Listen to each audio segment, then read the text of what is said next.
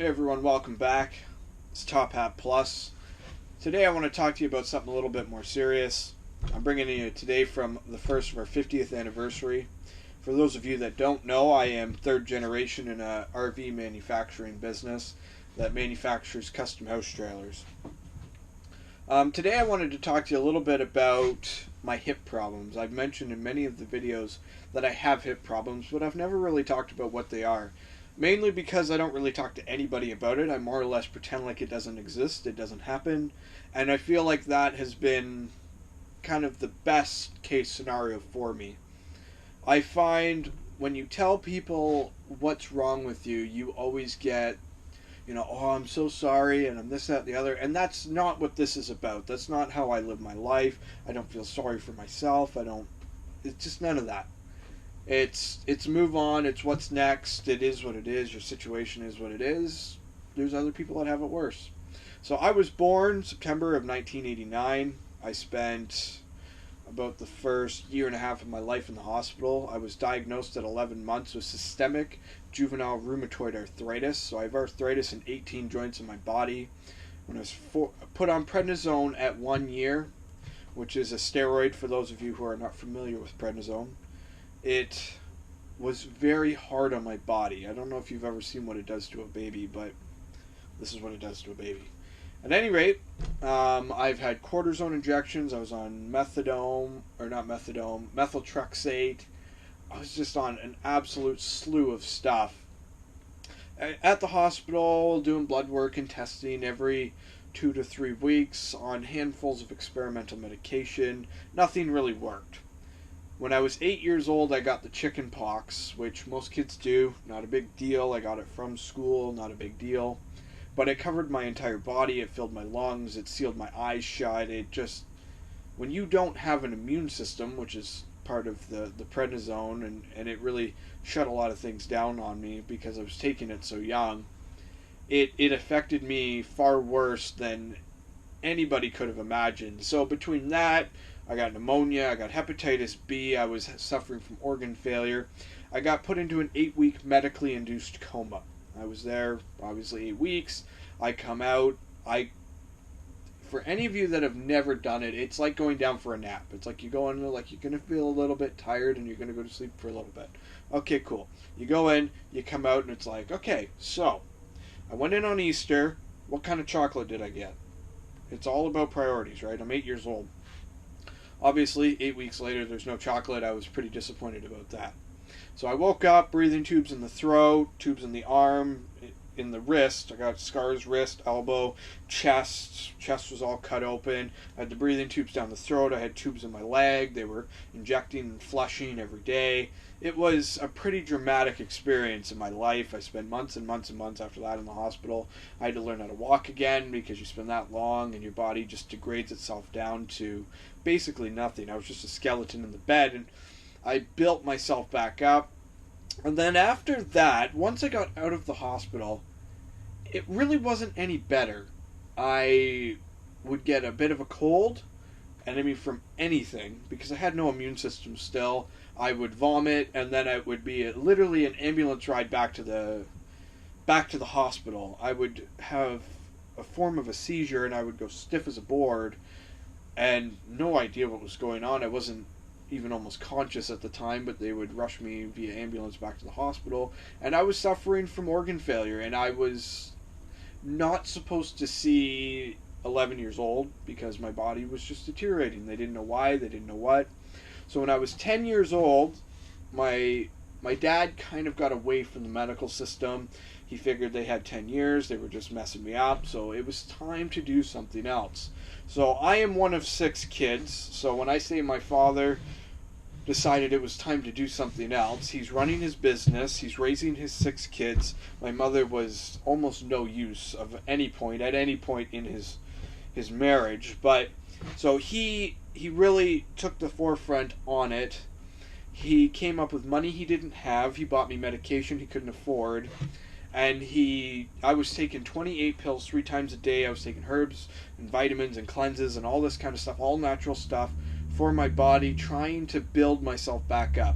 How old was I when 10 years old, I was probably 3'4", so I was tiny. I was the size of like a 3.5-year-old, give or take. And my fingertips were blue. I was quite overweight, and I was just really struggling. My knees were swollen. You know how small a 3.5-year-old are. They're like, this big, and their legs usually about, yay big. Well, my knees were swollen about the size of my fist is now, which is, pretty substantial. And it was a really trying time all the time. And I mean, every year and every week and every month, it really was just like new things would crop up and appear in my life all the time. And I don't know, it seems like a vague memory now, but I remember all of it. I remember being 8 years old, laying in the hospital bed after I came out of the coma, and the doctors came in, and I mean, I couldn't talk. I had the breathing tubes in my mouth and all that, and they held my head down, they held my arms down, and they go, we're going to pull this tube out, and we need you not to gag. It's going to hurt, and if you gag, it's going to hurt more. And it was like, you have got to be kidding me. This is not actually happening right now. And then when they pull that thing out, and you haven't taken a breath in a few months all on your own, you forget how to do all of that. And taking that first breath, and there's nothing. You're just sitting there choking to death, and then they pull out the big ball with the face mask, and they start pumping the oxygen and calming you down because you're losing your marbles at that point. So just all kinds of really, really odd experiences. And then my dad from 11 to 16 was just pumping probably $100,000 into me worth of anything natural he could get his hands on. My hands got the color back. I got off prednisone by the time I was 12. It took me almost 2 years to wean myself off of that. And it's just been kind of a day-by-day adventure ever since. I was supposed to have both hips and both knees replaced around the age of 10. I was never supposed to walk or really do anything. I was not supposed to take up sport. I was not supposed to do really anything. I was just born disabled, and I was going to live disabled, and I was going to die that way. And that was really what the doctors told me every single time I went.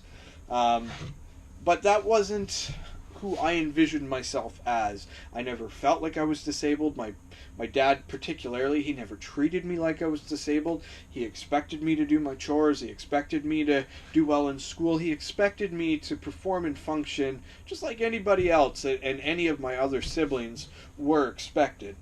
So as I became, into my own, I really didn't start, I want to say, doing my thing until I was probably 14, 15, 16 years old.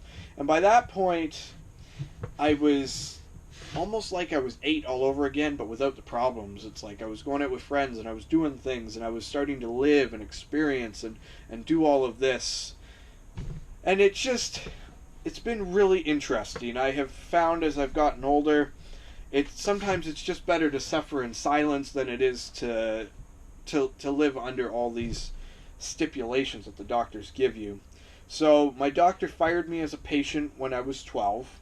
He decided that if I wasn't going to take experimental medication, he would no longer like to be my doctor. And at that point was when I was getting onto the natural stuff, and I was starting to get better. And when we approached him with it and said, would you like to know what I'm doing, how it's going, he said, I have no interest. So he is one of the top arthritic specialists for children in all of Canada, and he had no interest in me doing better. So at that point, and I mean, you think of being a kid and you're just kind of, the world is this big, blissful place and you aren't really aware of your surroundings. I always was very aware. I would walk into the room as early as 3 years old, and the doctor would look at my parents and say, so how is he doing today? And I would say, excuse me, they are not the ones with the problem. I am. My hip hurts, my knee hurts, it's swollen. At night this is happening, during the day this is happening, and these are the problems. So I was always very aware of my conscious self and my body. I knew I was different. I knew I was having problems. And then as I've become older, it's been very much so the same thing. My hips had a probably 8-year gap where they were really good. They they were stiff and a little bit of pain if I just went crazy, but nothing over the top. I learned to snowboard when I was 19. I was heavy into mountain biking. I taught myself to ride a unicycle. I mean, there was all kinds of different things. I was just so hungry. It's like I could do anything now. My body is functioning and performing and being normal, so I can go and do all this, and I just have no limits. And then I got into weightlifting and all this different stuff. So as I've become, I want to say, into my mid to late 20s, that's kind of when things have started to revert for me. My hips have really gone back the other way. My right hip particularly. My right leg is an inch shorter than my left. Arthritis causes abnormal limb growth. My jaw is too small, so it sinks in a little bit. Not as prominent as it otherwise should be. My teeth are a little bit messed up because my body matured at a normal rate, but it wasn't growing at a normal rate. So that kind of caused some confusion with my body. My chest, I am pigeon-chested, so my rib cage comes to a point right below my pecs here. So when I started working out, I just had this really funky, weird look about me. And it's just always been, and it turns out that's actually better for powerlifting because it allows you a larger diaphragm and more, oxygen flow. So, I mean, no complaints in the long run. But when you're a kid, a teenager, coming into your adulthood, and you don't know who you are, it's like, why am I have all these weird things? So anyway, hip, really sore. I can't usually tie up my shoes. I can't get dressed properly. Every day is a real heavy struggle. I have since purchased a cane, and I don't go to public outings as much. I don't go to trade shows anymore. I don't do a lot of things. I don't go for walks with my girlfriend. I mean, all that kind of stuff has kind of gone by the wayside.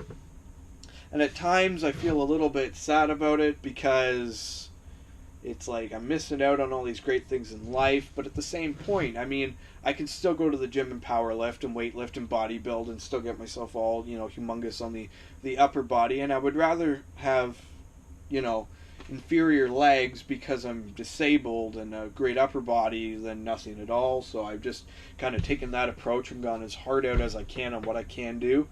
And then I'm just living in other aspects. Me buying the Camaro, me buying my first motorcycle, and me buying my Harley. And I mean, I've sat down and had, some man-to-man talks with my father and said, Dad, this seems a little bit crazy. And he goes, I watched you laying in a hospital bed dying. They told me you were going to die. They told me there was no way you'd ever recover from this. You weren't going to walk. You weren't going to succeed. You would never work. You'd never do. I mean, obviously, all completely wrong. And it's been a really interesting experience. And I took up YouTube probably 3 or 4 months ago, mainly because I wanted an outlet. I wanted to share this with you guys. I wanted to share that I am, worst case scenario, who has just said, fuck it.